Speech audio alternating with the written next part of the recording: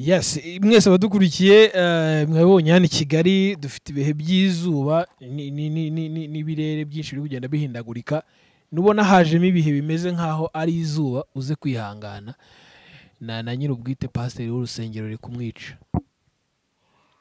Ese ko wayura? Ndashonje. Mukanya ndakujyana ahantu. Tuba dufite akazi katoroshye kandi tugomba gukora. Aka kazi rero nimubona tukarimo ntikaba koroshye tuba tugomba gukora. Niyo mpamvu rimwe n'imwe tuba tuvuga tuti noneho iki kiganiro twagikoze tugira ngo benshi bakibone bibagirire umumaro. Wowe rero wagikurikiye udufashije kuko ntago uri hafi yacu ngo ujye kutugurira inkoko hano hirya kuko hano turi ni muri Baoba Hotel i Nyamirambo. Harimo n'inkoko n'amafi. Mama Charlene akunda gafi. N'inkoko. None ibaze kuba uri umukobwa ugashaka umuntu utarakuguriye n'agafi. Uzambaze nkubwira wangiye namusohokanaga muri restaurant niba ari ya Desa. Nta kintu mfite. Akabyemera. Umukobwa utasohokana ngo ujye kumugura ifi. Desa ibiceri bibiri. None se nkubeshye. None se wamugurira ifi. Ugasi yakubeshye. Yakubenga. Tujye duhera naha. Iyaza kukubenga ngo uri umukene ngo umuntu nkawe utanjyana ariko ubu ngubu haraho wamujyana. Ariko ujye umujyana. None waruzikoze. Hari igihe nigeze kuza kundeba ndabyibuka. Mfite senyisi. Kandi sazo kujya zigeze. Tujya kuri restaurant ya Kimironko. Restaurant yatekaga kawunga n'isombe. Aho none nkabona kurya kawunga bimpenze. Urumva? Capati ari bunyorere ko capati ari 100 n'isombe ya Desa. Kigiye tugezeyo none. Nawe nturi w'Inyamirambo capati. Capati n'ibishyimbo basi. Oya icyo gihe numvaga nshaka isombe. Ntago ari ikibazo cy'ibishyimbo kuko nabiryaga kenshi na capati. None ahubwo icyo gihe ntekereza Nyamirambo. Uzaze mbana na Joy hano hepfo. Tujya kurya kawasha. Imana itugiriye neza tugize abagabo niturangiza twibagirwe. So urumva icyo gihe ndibuka ko namubwiye ni tugende tujyane kuri restaurant araseka. Hazi ko nta faranga mfite. Izuba riri kukwica ariko wihangane. Ko turi mu ivuga butumwa. Hanyuma icyo gihe tugezeyo naka capati ebyiri za Desa n'isombe ya Desa gusa 400. Tabwo wenda kugurira amata. Aranyitegereza hangati yashiri ati ndahaze rwose mvuye mu rugo ndi. Kandi birasho ntago yari yariye ko bimanaje kumubaza we gase wariye ati oya. Atabwo nuko nabonaga nyine ayo sigaranye. Ariyo yonyine. Adikaya. Urumva? Hanyuma ndatambye ngibazaho maze kumuherekeza bagase buramura naturenganya. Umukobwa ntereta nta n'igiceri cy'atanu nibitseho. Nashaka kumukora anniversaire nkawe twavugaga. Ariko ndashaka kubikubwira. Ndimo ndashaka kuvuga abakobwa bafata imyanzuro. Ariko urumva umwana mwiza kuri yari afite. Bo bagiye bayagira namwe bakayaba. No banza wumve. Abakobwa ntago bose bagira amahitamo amwe. Ndimo ndashaka kwereka amahitamo y'abakobwa. We yaravuze ati urumva uyu mungu ndanamukurikira kuko ari cyo namubonyemo yavamo umugabo. Sibyo ariko aravuga utira karaka abantu mungu udafite amafaranga ujya no muri zora agabana yo kuyigura ibiryo. Ngeze ndajya kwicwa n'inzara. Ariko arashobora kwihambira nka Mama Charlene. Sibyo? Akizirika akavuga ati kama mbaye.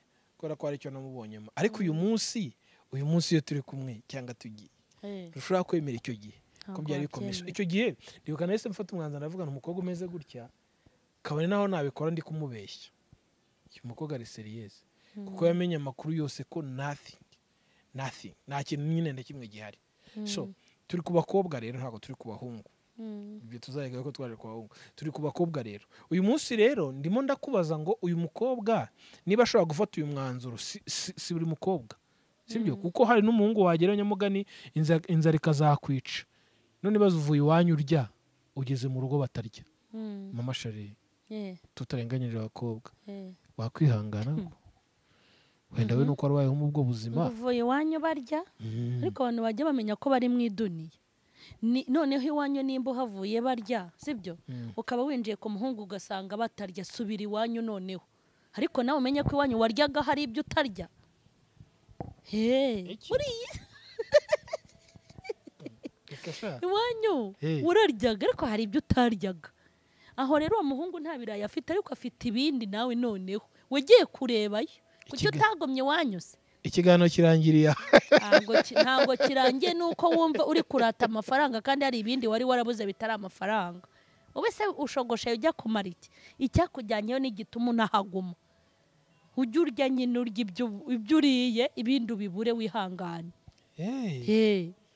Ngo wanyerega uravuga iwabo se ko atahagumye.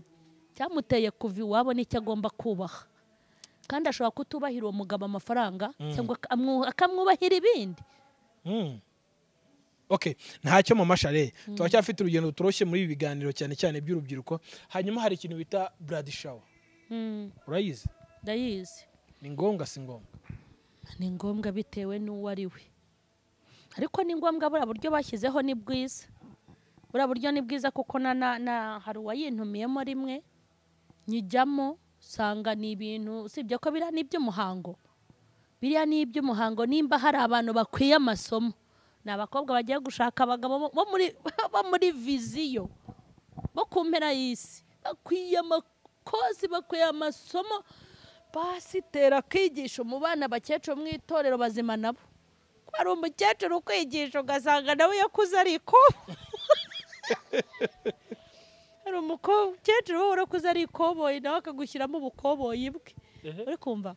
Ubwo rero abantu babakwiye kubigisha pe.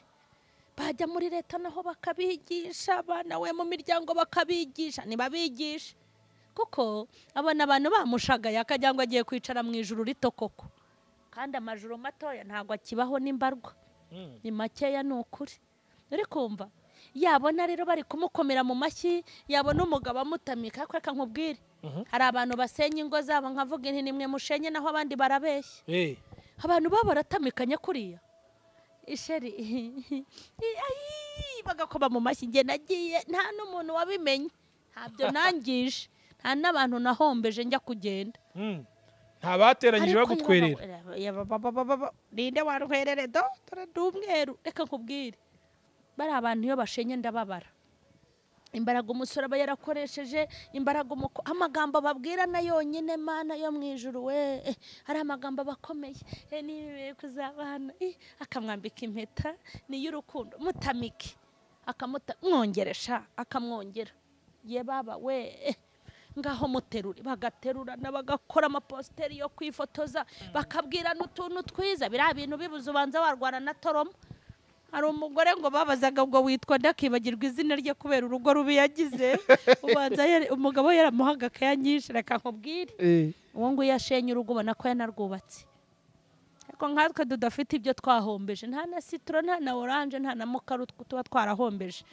Rero bajye babigisha abakobwa bababwire ko nyuma yo gukomerwa mu mashyi nyuma yo kugira bari bodyguard nyuma ya yakanzu y'umweru nyuma amenye ko badatangiye ubuzima batangiye ubuzima bushya bwa danje. Yes. Abakobwa bwatawi ndaruhutse mbonye umugabo uvuga ngo ugiye kuruha ariko uzikubana n'umuntu muri babiri muri bade mudahuje uburebure mudahuje ubugari mudahuje ibitekerezo mudahuje imyumvire mudahuje uturere mudahuje umwuka mudahuje imbaraga ye baba we mutarakuriye hamwe buri abantu babiri babana bakabura. Niyo mpamvu hari abantu hari abakecuru n'abasaza basazana ukavuga ngo ni mwebwe kweri ni mwebwe mwariye ubuzima bwo mu rugo ariko se wowe ubatse urugo hari abantu bajyaga baza gushima mu rusengero nkavuga ni wagiye gake shima imbaraga z'Imana uvuga ukuntu yagukoreye ubukwe yamuguhaye uyishime ariko ibyo kuvuga ngo umugore wanjye niwe nari narasabye Imana wari uramusabye Imana mutaramarana n'amezi 5 ngo banze agusubize yifasha atya nk'agakombe k'abana cyo agakombe k'abana kameze Imana yampaye umugore mwiza akamudekora ariko abantu ntabwo babagira Imana yampaye umugore mwiza umenye ute ko ari mwiza mu kwezi kumwe ahubwo muratinyuka we nta n'umusongo ufite nta n'ubwo bufite uzavuge ko ari mwiza ariko mumaranye imyaka 10 nimwo hari ibintu biba biteye ubwoba bikumva ariko mama Charlene barangusubize mu kintu utashakaga ariko nkikubaze wowe ugiye kurongorwa wenda uzagenda ejo wari umaze igihe kingana iki wiga kuri uyu muhungu mugiye kubana? umva abantu bazi kubeshya nimba naramwizeho Imana ibirebe mwigaho iki ese arabikubwiye tujya ni wowe wenyine arabikubwiye nta bandi babikubwiye? Reka nkubwire hari umuntu wandambagije ari umusiramu ndavuga intereka da sinashaka umugabo uzashaka abagore bane sibyo undi muntu andambagiza ari umuntu nyine sinshatse kubyo kubivuga ndavuga intindi umweru intishwi uri kumva hanyuma we kuko nari muzi muri karitsiye ahantu nakoze akazi ko mu rugo kandi burya n'impamvu namwemeye nuko yaje ndi mu gihe gikomeye cyane cy'ubuzima buri kundya ku buryo n'ababandi nari narahakanye ubanza nari kubemerera iyo baza nari ndi mu buzima buryana nari ndi mu buzima bugoye nari ndi mu buzima bunkomereye nari ndi mu buzima bushaririye iryo jambo rero narisamiye hafi vuga ni reka mpunge imiruho burya imiruho irarutana imiruho ariko uzi kwikodeshereza uruhinja noneho ibaze ugeretseho uruhinja rundi nkawe mugiye kubana hoya ukwikodeshereza uruhinja ukajya no kubyara uruhinja rurera urundi ruhinja ni umuruho kandi muri mu buzima butaryoshye ibyo rero akumbwira ngo tubane nahise niruka mbaza nari kubaza imiki si igikomere cyajyaga mu kindi niyo mpamvu njya mbwira nta wampombeje nta muntu wanteje umutekano mukeya na mbere nari mfite muke kandi nucobotse reka nkubwire ntago uw'abandi hari igihe uvuga ngo uriya mugabo yaraguhemukiye ararengana mwese abadukurikiye mama Charlene nibwo tugiye mama Charlene ubu mukobwa ubu ngubu nyine wishime tangire kwisanzura nk'umukobwa nyine noneho hanyuma se nishime nk'umukobwa ntari wereka nishime nk'umugore okay sawa mwese badukurikiye reka tubasabire umugisha kandi tuvuga tuti Imana ikomeze kubagura mu buryo bwose abajeni turi kumwe muri uyu mwanya hari n'ababyeyi turi kumwe kandi babyeyi namwe mudufashe gukomeza gutegura urubyiruko rw'ejo hazaza kuko utubatse urugo rw'iyo ngo rukomere ejo ntazubaka itorero ntazaba umuyobozi w'umudugudu ntaba n'iy'umurenge ntiyaba n'umuyobozi w'akarere ntiyaba na perezida wa repubulika ntiyaba pasiteri atubatse urugo ngo rukomeye oya adafite urugo ruzima nyine ndagurugera ngo ntiyabiki turamugira perezida wa repubulika reka aho icecekere okay sawa nuko nyine abayobozi baryomaho ko ntiyayobora itorero wakubwira bariyobora umuntu amaze nk'imyaka 10 cyangwa 5 umwe arara mu cyumba cye n'undi iki kugira ngo se biba biyanditseho mu gahanga ngo ntiyayobora igiki barayoboye abagore bazikoreye barayoboye abagabo bazikoreye barayoboye uri kumva kubera yuko nimba umuntu yanze yuko usajye sinyoboye ubu urashaka kumbwira ngo narize ntacyo nashobora ubu ntabyo nshoboye subiza tugize abagore nk'aba okay reka nkubwire kereka we ku giti cye byarakunaniye kubishobora ariko buri uvuze ngo utubatse urugo ubundi urugo rwubakwa n'abantu abo babiri umwe rero iyo yanze uwo ruhubwo wanze uwo nguwo utabishoboye niwe ufite ikibazo nta n'ikindi nyine yashobora uri kumva ariko buri ugiye mu nzego zitandukanye usanga hari abajyaranze abagore byaranze abagabo byaranze iyo rero byanze ubuzima bugira gute ubuzima burakomeza ariko ibi bintu ntabwo bigomba gukomeza kubaho urakoze cyane aho niho nashaka kumva urumva byagenda gute none abakobwa bagende biyemeje ubundi ugiye kuba umugore ukabona biranze uragenda ukaba umugore ukaba n'umugabo kandi iyo ubaye umugabo bikanga uba umugabo ukaba n'umugore yego ugahagara mu cyuho cy'umugore wawe ugahagara no mu cyuho cy'umugabo wawe nese ntujya ubona ukuntu umugore w'umupfakazi ahagarara mu cyuho cy'umugabo we agakomereza aho umugabo yaragereje ubwo rero ubwo hita umenya ngo uwo mugabo wakunaniye mubana mu rugo yarapfuye ahagaze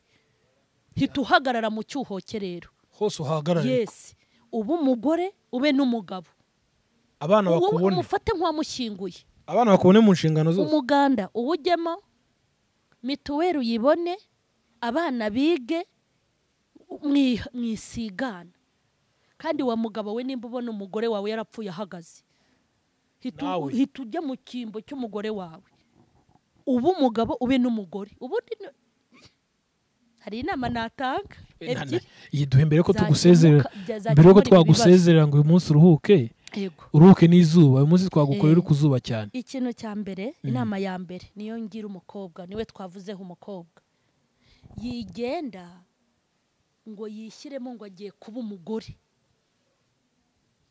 ahubwo ataragenda natangira atekereze ngo umugabo byanze akanga gutanga minerivare akanga guhahira urugo njyewe nakora iki siko wenda nugira imana uzasanga ari umugabo ubikora ariko nusanga atanabikora ntihazabe icyuho ariko kugenda wishyizemo ngo ngiye gutungwa wakishyizemo ko nawe ugiye gutunga amagambo mvuga ajya akomera n'ingero ntanga zirakomera ko n'iz'ukuri wikishyiramo ngo ndi umugore ngiye gutungwa n'umugabo ngiye numva nakubwira ngo vuga ngo nanjye ngiye gutunga umugabo basi nibiba byiza uhure n'umugabo uzagutunga ariko nudahura n'ugutunga uzitunga unatunga abana nawe umutunge ahubwo ubwira Imana iguha ubushobozi haleluya yego ikindi nimba urugo rujemo ambutiyaje mwihimana mwihangana nimba ubona koko warapfushije uhagaritse nge hari abagore nzi bapfushije b'abapfakazi kandi bafite abagabo hari n'abagabo b'abapfakazi abagabo bavuga abapfakare ariko umva hagarara mu cyuho cy'umugabo wawe uba umugabo yego ntagire n'umuntu ukumenera mu ijisho uba umugore ube n'umugabo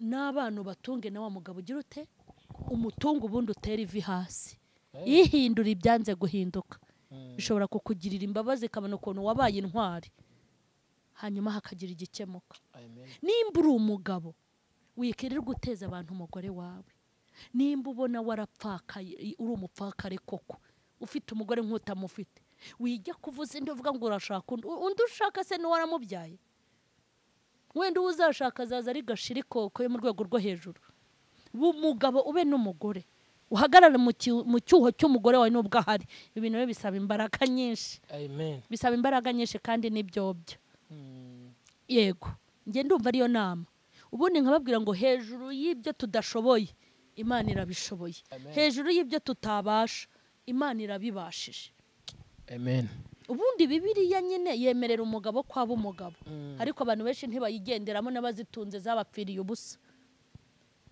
Bibiliya ikavuga ngo umugore aba umugore niko byakabaye ariko mu gihe iyi duniya iri kutujyana aho ngaho ko umugabo adashaka kuba umugabo wese umugabo kwicara agafata mu mifuka akamera nk'utarabye kandi yarabyaye hanyuma se mujye gutemana no kwicana uribaza ariko iyo bakoraga nk'ibi ndi kubabwira nta nubwo baba bicana umugabo yareba ubwo wanze kuba umugore reka mbewe wenda gutwita bikaba ari byo bikunanira no gusunika igise ariko ibindi byose ukabikora kandi burya biroroha mfite icyigisho cyitwa ngo uburyo bw'Uwiteka bubera abatunganya igihome uburyo bw'Uwiteka bubera abatunganya igihome ariko inkozi z'ibibi ni ukurimbuka uburyo bw'Uwiteka n'ubuzima Imana yemeye kubamo Imana ni kugira umugabo ntuzashake kuba umugore ni kugira umugore ntuzashake kuba umugabo kuko Imana iragufata n'ubwanwa uri umuntu w'umugabo ikakugira umugore kimwe n'uko igufata uri umuntu w'umugore n'amabere ikakugira umugabo yego ibirenze ibyo abantu basenge mama Sheri urakoze cyane Imana iguha umugisha reka tukureke ujye kuruhuka uryame uruhuke ejo tuzongera ejo tuzongera tugaruke tubibutse ko mu minsi iri imbere hari ibintu byinshi turi gutegura ndashaka ko mama Sheri tutangira kumwakira live yego inyigisho za live ku buryo mutangira kumubaza live agasubiza ari kusoma hasi aho ngaho ibyo murimo muramubaza akabisubiza live nabo ngubu dusa nawe ari kubabwira ariko mudahari. Imana y'umugisha cyane, mwakoze cyane kandi mu mashini wakoze, Imana igumugisha. Turabashimiye mwese badukurikiye. Twagize ibihe bikomeye hano i Kigali, ibihe by'izuba. Menye tugiye kwinjira mu bihe by'izuba. Ryamukubisa arihangana. Wakoze kwihangana mami. Yego zuba navuze ko nzayikorera. Yego mami. Niyo mpamvu nanjye naretse ngo rigutwike. Babone ko no kuzuba ukora. Ejo nzakwakira imvura igutsibagura. Nta kibazo. Babone kukomeje. Hari ibiterane najyaga nkora tukanyagirwa tukaguma tukabyina. Ndaje ejo tuzabigarukeho. Imana y'umugisha mwakoze cyane. Yari kuzo Emi, nari kumwe na mama Charlene. Mbibutse ko mbere yuko mugenda turimo turategura anniversaire yiwe. Muri anniversaire yiwe rero ninjye muyobozi. Nabahaye nimero zanjye za telefone ndazisubiramo. Mumfashe dutegura anniversaire ye. Ni akanyenyeri 550 7 88 60 54. Abantu munshigikiye muce inbox munyandikire tujye muri groupe yo gutegura anniversaire tuzamukorera surprise. Imana igumugisha wakoze cyane mu Charlene. Yego murakoze. Nta kintu tubwiye ariko. Ikintu mbabwiye nuko I love you so much. Wow, I love you so much. Wakoze cyane mu Charlene. Nta kandi ndamenya nako konyine. Amen. Yego.